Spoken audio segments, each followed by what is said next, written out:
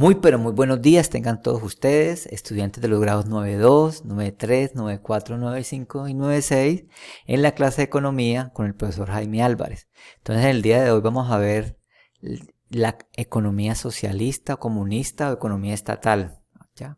Una economía muy diferente a la capitalista, como la contraparte, la antagonista. Es una economía pues que está aparentemente muy delegitimada, muy atacada por los medios de comunicación, muy subvalorada, pero pues hoy vamos a tratar de hablar objetivamente sobre esta economía, sus ventajas y sus desventajas, y cómo después son sus elementos históricos, cómo nació y cómo se desarrolló y qué es lo que quiere, ¿ok? Entonces vamos a comentar este video de este canal, se llama Escuela de Emprendimiento. Entonces vamos a estarlo comentando a ver qué dice. ¿Listo? Entonces vamos a ver de qué se trata. Sistema económico socialista. Este sistema económico surge en el siglo XIX, siendo su principal artífice Karl Marx, quien elaboró un riguroso análisis de la sociedad de aquel entonces, esgrimiendo un conjunto de críticas y cuestionamiento al sistema capitalista imperante, que posteriormente pasaría... Bueno, entonces empecemos diciendo que es un sistema económico que nació en el siglo XIX, que nació pues con el filósofo alemán Karl Marx, y no solamente fue un sistema económico, sino social, político, que luego se aplicó en un país en el siglo XX que se llamó la Unión Soviética, que al ganar la parte de la Segunda Guerra Mundial, al ganar pues ser uno de los vencedores de la Segunda Guerra Mundial, cobró hegemonía y se empoderó como uno de los grandes lineamientos, grandes líneas en esa época para seguir. Uno era capitalista o era comunista como la Unión Soviética, en la economía. ¿Ok? Pero bueno, el comunismo, la economía comunista, economía socialista, pues tiene sus orígenes más antiguos, prehistóricos, y es lo que vamos a ver en este comentario. A constituir los postulados del sistema socialista. Dentro de los preceptos más importantes de este sistema económico encontramos la lucha de clases, a la que hacen mención Karl Marx y Federico Engels en su obra Manifiesto Comunista, en la que reza: bueno, o sea, ¿qué es la lucha de clases? O sea, que en el sistema económico socialista no van a haber clases sociales. O sea, esa es la idea. Que no hayan pobres, ricos, no haya estrato 1, no haya estrato 2, no haya estrato 3 y 5, ni 6, sino que la idea es que todos tengamos una sola clase, todos estemos en una sola clase social y todos tengamos, que el Estado proporcione todos nuestros bienes y satisfaga nuestras necesidades. ¿Ok? Esa es la idea. Que no haya economía de mercado. O sea, que no haya iniciativa privada de uno querer montar una empresa, una industria, sino que el Estado nos brinde todos pues, los bienes, todo lo que necesitamos. Que trabajemos para el Estado y el Estado nos dé pues bonos para reclamar nuestros alimentos, bonos de salud, que nos lleguen los servicios gratis, ¿cierto? Gratis, todo gratis. Y que solamente nos den un sueldo como para comprar cosas suntuosas, si queramos, ¿no? Esa es como la idea central. Toda la historia de la sociedad humana hasta la actualidad es una historia de lucha de clases, libres y esclavos, patricios y plebeyos, varones y siervos de la gleba, maestros y oficiales. Bueno, esa era la idea del socialismo, que toda la historia de la humanidad es una historia de lucha de clases, que toda la vida hemos visto eso, que en ese momento usted ve eso, que hay gente arriba y gente abajo, gente opresora y nosotros los oprimidos, pues nosotros como aquí esperando subir de estrato, que somos la mayoría de la población, como estrato 3, 2 y 1 esperando subir a la gran pirámide, al estrato 5 y estrato 6, esa es la idea. O sea que la historia de la humanidad es la historia de los opresores y oprimidos, según los postulados de Karl Marx y Federico Engels, que fueron los autores de la política, la economía y la filosofía socialista o comunista. En una palabra, opresores y oprimidos, frente a frente siempre, empeñados en una lucha ininterrumpida, velada unas veces y otras franca y abierta, en una lucha que conduce en cada etapa a una transformación revolucionaria de todo el régimen social o al exterminio de ambas clases beligerantes.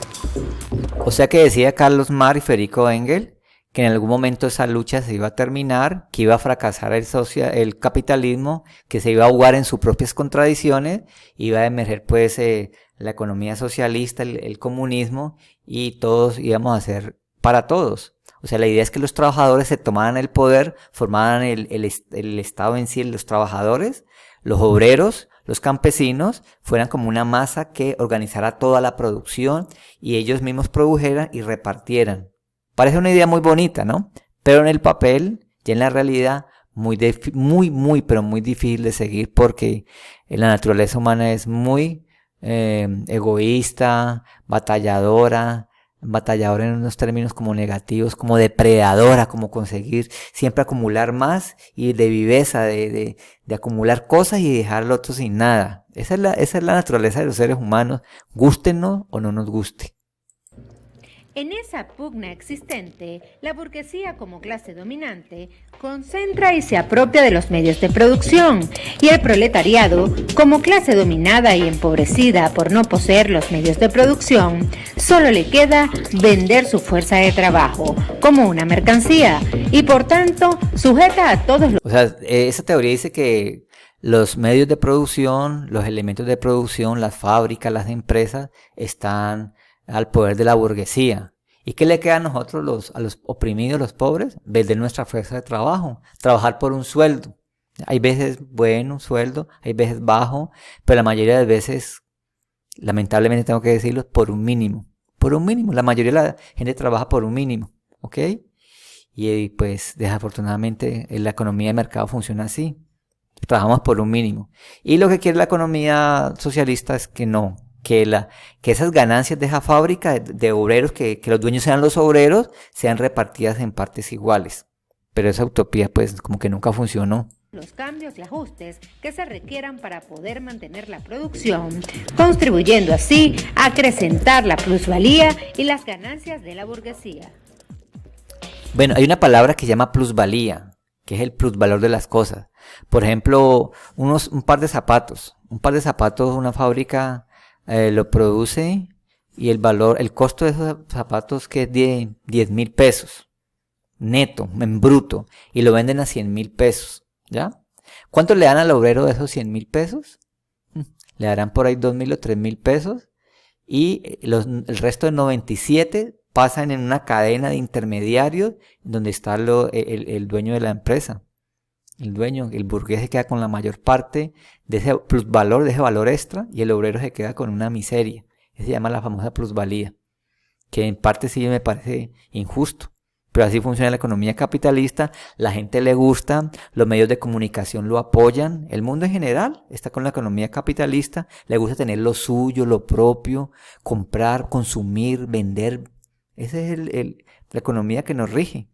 Entonces la gente mantiene preocupándose por la economía, por el plata, por generar plata, por el empleo, por el sueldo, el dinero. Todo se volvió dinero, el dios dinero. Esa es la economía capitalista que domina, y esa es la historia de nuestra actual humanidad, infortunadamente.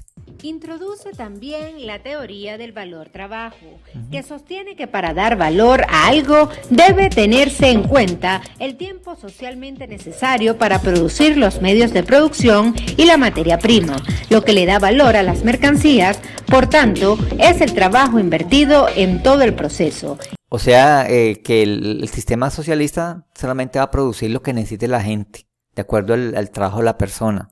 Entonces van a haber especie de cuotas, van a haber una estructura del Estado lineal, qué es lo que tiene que producir cada región, qué es lo que necesita cada región, y la idea es producir y que no nos preocupemos por las deudas, por el arrendo, el recibo de los servicios, el teléfono, no, todo lo brinda el Estado, todo, ¿ya? El Estado solamente le da un bono como para que uno compre sus cosas como personales o cosas suntuosas de acuerdo al trabajo de cada uno. Si uno trabaja doble o triple, pues va a tener un poquito más de bonos.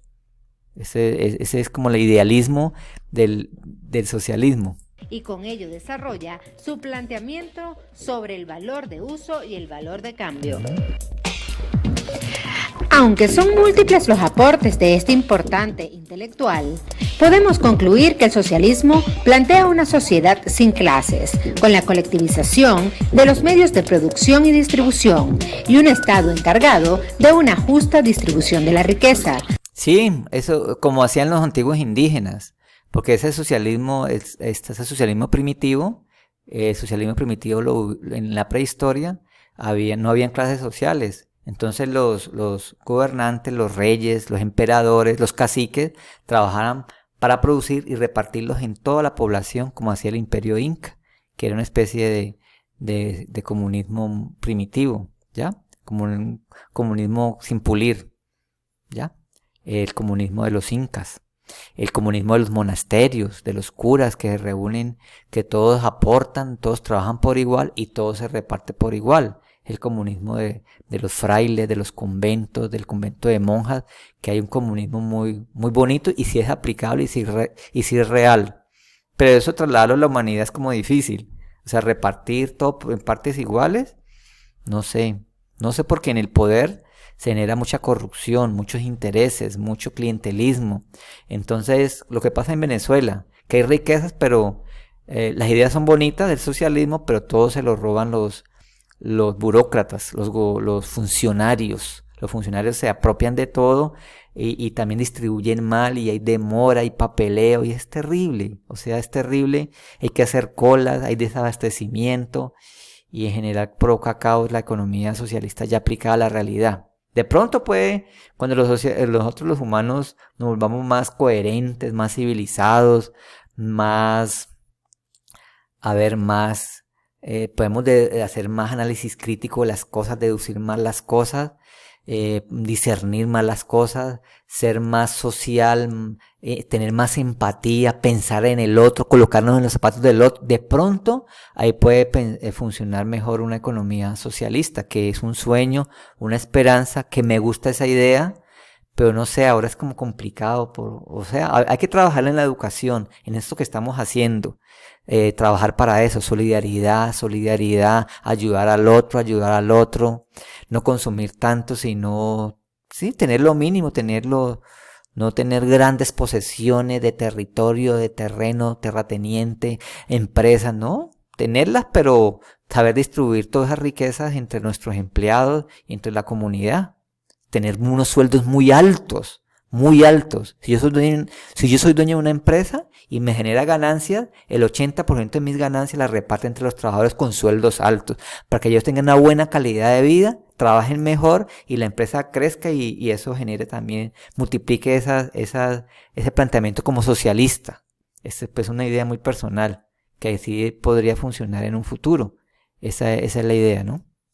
Superando así la concepción del Estado burgués como instrumento de legalización y de coerción a las grandes masas proletarias empobrecidas para hacer cada vez más ricas a una minoría burguesa cada vez más reducida. Pues eso es lo que dice la crítica que le hace la economía socialista, la de ahora, a la que manda, a la capitalista, que dice que un grupo de personas se enriquecen. Y sí, cuando aplican el capitalismo salvaje, cada vez esa brecha, esa relación entre ricos y pobres se ahonda más, es más abismal.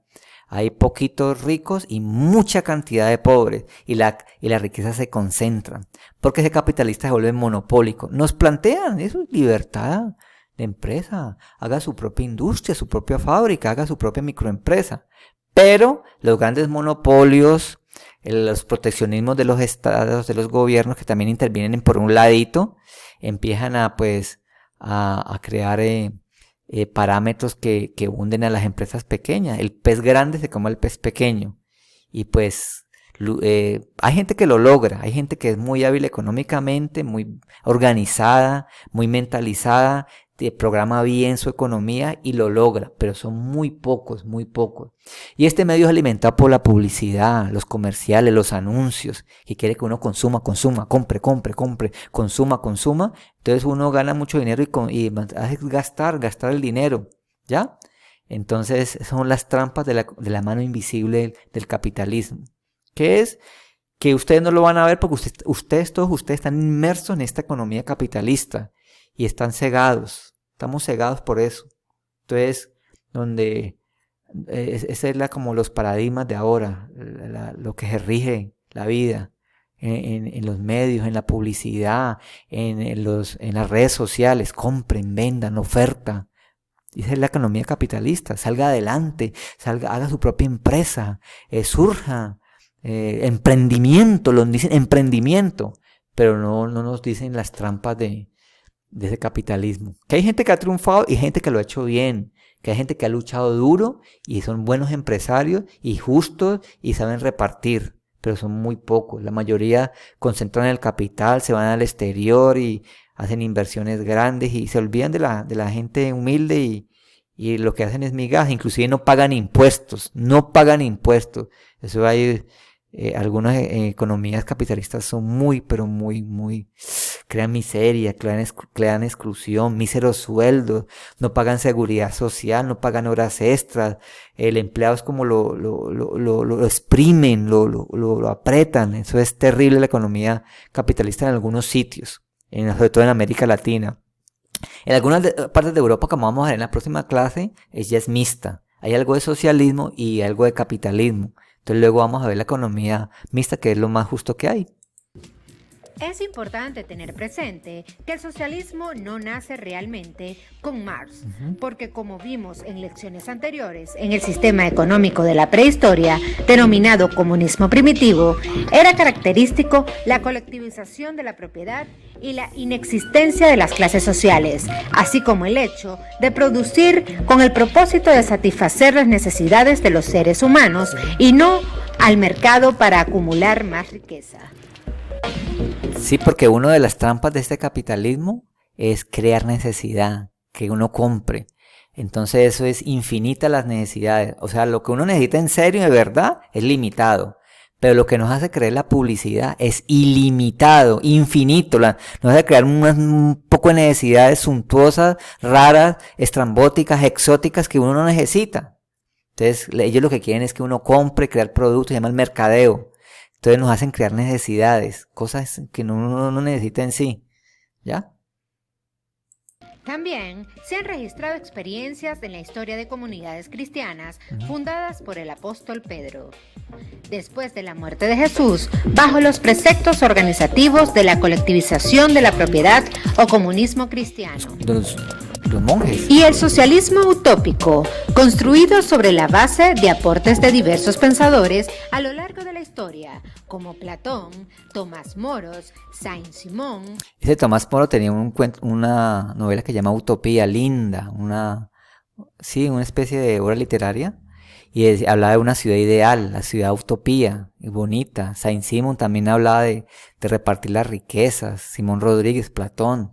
O sea, ese idealismo de socialismo es bonito, de repartir la riqueza todos para todos, como hacen pues algunos grupos revolucionarios como el Ejército Zapatista de Liberación Nacional en Chiapas, México, para todos todo.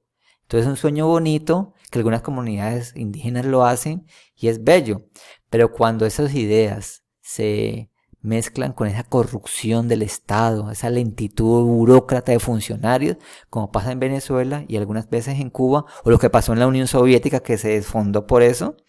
Entonces había mucha corrupción, mucha lentitud, y el capitalismo apela a una cosa que seduce, que es la diversidad, ¿cierto? La variedad. Entonces inundan el mercado de muchos productos, de muchos colores, y eso para la mente humana la seduce, porque a uno le gusta mucho la variedad, lo diferente, lo distinto. Entonces esas son las trampas de la seducción para uno comprar en el capitalismo. En cambio en el socialismo no, produce lo que la gente necesita y ya. No producen cremas dentales de marca, sino dentrífico, una pasta blanca para cepillarse los dientes. Pero aquí con sabores, con olores, antizarro, antiplaca y... Ese es el capitalismo y eso es lo que tenemos que consumir, infortunadamente. O incluso Simón Rodríguez, entre otros, y que fue denominado así por el propio Karl Marx para diferenciarlo de su tesis del socialismo, que estaba basada en el análisis científico de la sociedad. El socialismo científico tuvo una gran influencia en Europa hace un siglo con el derrocamiento de la Rusia zarista y la victoria de las fuerzas revolucionarias lideradas por Vladimir Lenin. O sea que el socialismo en la Unión Soviética, en Rusia, triunfó. O sea, se empoderó con Stalin, con Khrushchev, y duró casi 70 años, de 1917 al 92 que terminó con Gorbachev, que quiso hacer una reforma Pero esa reforma, no, a la última no hubo reforma, sino que pasaron al capitalismo. Y hoy en día Rusia es un país capitalista, enfrentado a Estados Unidos, pero sigue siendo capitalista y capitalismo duro, un capitalismo fuerte. El único que conserva algo de socialismo o comunismo es la China, pero es diferente. Es como una economía de mercado socialista, algo extraño, que pues sería bueno que ustedes analizaran o vieran o se informaran cómo funciona ese capitalismo en China, que el gobierno lo revierte en un socialismo. O sea, al parecer subsidian mucho algunas cosas. Hay inversión del Estado en cosas gratuitas, en educación, en la salud, y a las empresas pues las dejan subsistir, que haya con iniciativa privada, pero hay una gran régimen fiscal, de parafiscales, de impuestos. Entonces empiezan a cobrar impuestos y las ganancias, esos impuestos tienen que ir al Estado, a esas empresas privadas, para ayudar a programas sociales. Entonces ahí se balancea un poquito la economía. Lo que pasa en las economías mixtas, ¿ok? Derrota del nazismo en la Segunda Guerra Mundial, en la cual jugó un papel estelar, la Unión Soviética le permitió disputar el liderazgo mundial hegemónico al capitalismo, dando lugar al período conocido como la Guerra Fría. Al caer la Unión Soviética, en los años 90, el socialismo cede el paso al capitalismo global, como vimos en la lección anterior, por lo que autores como Francis Fukuyama plantearon el fin de las ideologías. El fin de la historia. Sin embargo, la existencia de experiencias como la de China y su socialismo de mercado, la Cuba comunista y posteriormente la propuesta del socialismo del siglo XXI. Bueno, entonces esos son los socialismos que quedan actualmente. El sueño chino que todavía el Estado domina en parte el mercado y cobra mucho impuesto y hay beneficios sociales al alcance de toda la población. En Cuba pasa algo, no sé, tampoco sino que allá la pobreza es como, no hay clases sociales, pero todos son como de estrato 1 y 2. De todas maneras, culturalmente, Cuba tiene muchos adelantos en medicina, en educación, en dignidad, es un pueblo digno, y todavía sigue con el bloqueo estadounidense. Estados Unidos todavía tiene bloqueado a Cuba, que es el único país, el país más grande que está alrededor. Y hay unos intentos de socialismo del siglo XXI, en Ecuador, en Bolivia con Evo Morales, que le ha funcionado. Bolivia ha avanzado mucho, Ecuador también con Correa avanzó mucho, porque los gobiernos eran ágiles. No pasó lo mismo con el gobierno de Venezuela, con Nicolás Maduro, que fracasó y está fracasando por culpa pues no tanto de las ideas, porque las ideas hay que colocarlas en funcionamiento. Por tanto es la corrupción del Estado, el Estado lento, que no supo aprovechar esas riquezas del petróleo y esas ideas bonitas de socialismo para hacer un buen proyecto. Fracasó completamente la idea socialista y comunismo en Venezuela. Ojalá pues cambie y madure, ¿ya? Madure positivamente. Entonces, compañeros de los grados 9.2, 9.3, 9.4, 9.5 y 9.6, esa es la visión que tengo del socialismo, ¿ya? Es una visión triste porque ha fracasado en el papel, pero tengo la esperanza que algún día los seres humanos podamos recapacitar, educarnos dentro de 500 o 1000 años y podemos compartir los bienes entre todos y no que haya pues en el capitalismo que sí hay ricos, que hay gente que le ha ido muy bien, que hay países que han progresado y les ha funcionado, pero a causa o sea, esa es una victoria espírrica, una gran victoria del capitalismo, pero ¿qué vemos en el trasfondo? Una gran miseria cultural, miseria en Latinoamérica, los pueblos muy miserables, hay unos cinturones de miseria en Colombia, abismales, terribles, y no se ven porque los medios de comunicación son dominados por esos como capitalistas gananciosos, empresarios. O sea, los medios de comunicación son propietarios de esos empresarios, entonces van a legitimar la economía capitalista, desafortunadamente. Entonces estamos siendo manipulados por un mundo capitalista y la idea es que algún día haya un socialismo de verdad, un socialismo parecido al de China, no sé, un socialismo bueno, parecido pues al de los monjes, al de los monasterios, que reparta todo entre todos y que haya una especie de clase de estrato 4 o 5, chévere, la gente tenga sus comodidades y haya bienestar para todos, que haya buena repartición de la riqueza. Si un país poderoso tiene petróleo, tiene oro, que haya una buena repartición de las riquezas, que haya tierra para todos y que todos haya una comunión de bienes para todos, una buena repartición y no hayan tanto pobre. Es un sueño, es una quimera, es una utopía, pero sé que algún día se podrá realizar, o sea, no, eso tampoco es tan lejano, ¿ok?